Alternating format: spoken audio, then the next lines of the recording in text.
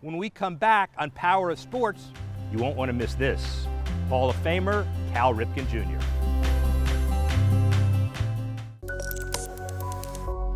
Yeah, it's Miami Stadium, but that's a market. This is home plate of the Miami Stadium, which was the baseball hub of South Florida for over 5 decades. This ballpark and the city of Miami was important to the Ripken family. Cal Sr. managed the minor league Miami Marlins in 1967. And 10 years later, his son Cal Jr. was with the Miami Orioles and was moved to third base because his manager felt it was a good fit.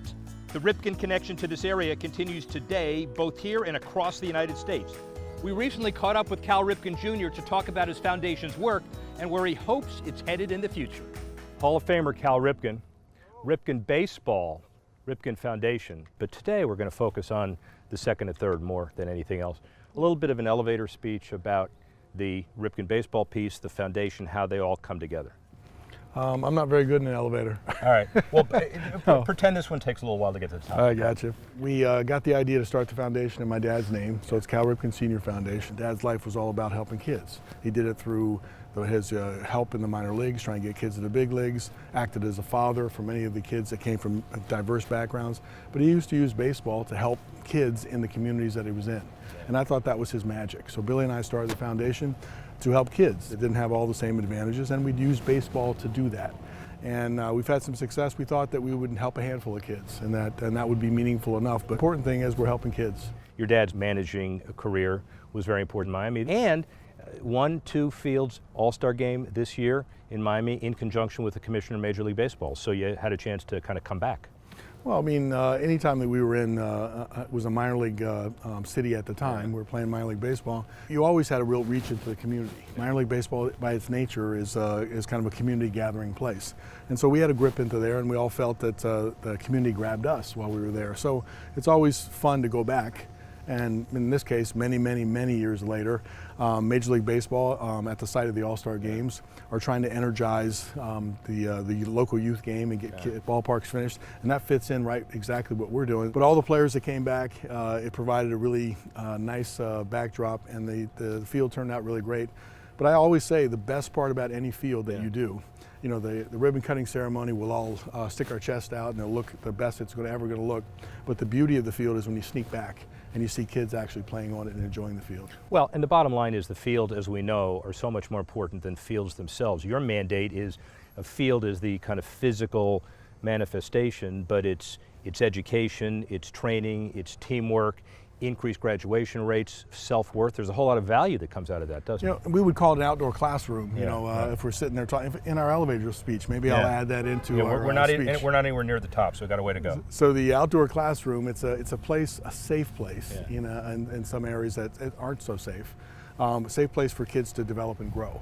And there's a curriculum, there's a way of thinking, there's a mentorship building that takes place on those fields.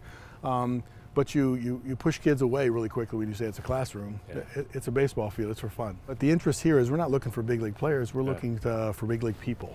And we're trying to use baseball to help those people. If you appeal to a kid, and the way to appeal to a kid, in my opinion, is through things that they like to do, that they're interested in. Sports is that vehicle for many kids. And baseball is an interesting sport. You don't have to be the biggest, strongest, and fastest. There's certain skills that you can apply.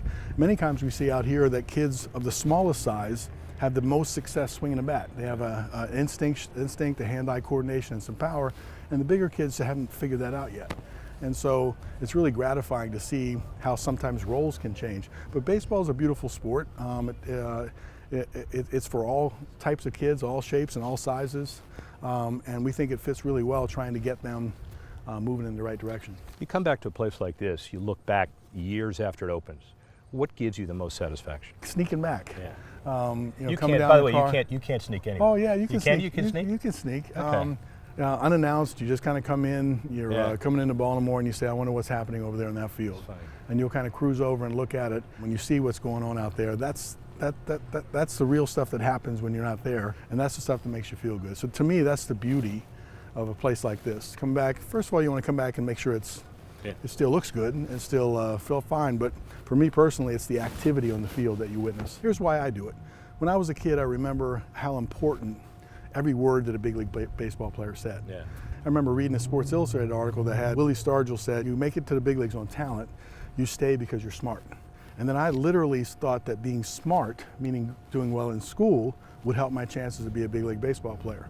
And so it made me focus and concentrate on my schoolwork. And so you never know what impact you're going to have on a kid, but I know that it's there. And to me, I just wanted to make sure that any impact that I had would have been positive. What does Cal Ripken do 5 years from now? Where are you? Probably opening field number 150. Okay.